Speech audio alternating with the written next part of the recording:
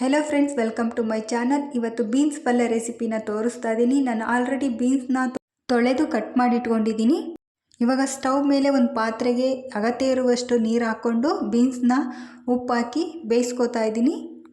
ಇದು ಜಾಸ್ತಿ ಬೇಯಬಾರ್ದು, ಒಂದೇ ಒಂದು ಕುದಿ ಅಂದರೆ ಅರ್ಧ ಬೆಂದರೆ ಸಾಕು. ನೋಡಿ, ಇವಾಗ ಬೀನ್ಸ್ ಬೆಂದಿದೆ.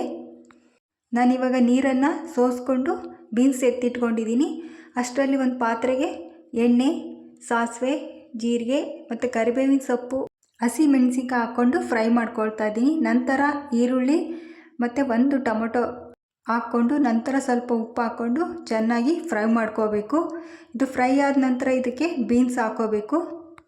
ಇವಾಗ ಬೆಂದಿರುವ ಬೀನ್ಸ್ ಹಾಕ್ಕೊತಾ ಇದ್ದೀನಿ. ನಂತರ ಒಂದು 1/4 teaspoon sambar powder, 1 teaspoon ಉರಿಗಡಲೆ ಅಥವಾ ಚಟ್ನಿ ಪುಡಿ, ನಂತರ ಸ್ವಲ್ಪ ಕಾಯಿ ತುರಿ, ಕೊತ್ತಂಬರಿ ಸೊಪ್ಪು ಹಾಕ್ಕೊಂಡು ಸ್ವಲ್ಪ ಫ್ರೈ ಮಾಡಿಕೊಂಡ್ರೆ ರೆಡಿ ಆಗುತ್ತೆ ಬೀನ್ಸ್ ಪಲ್ಯ. Thank you.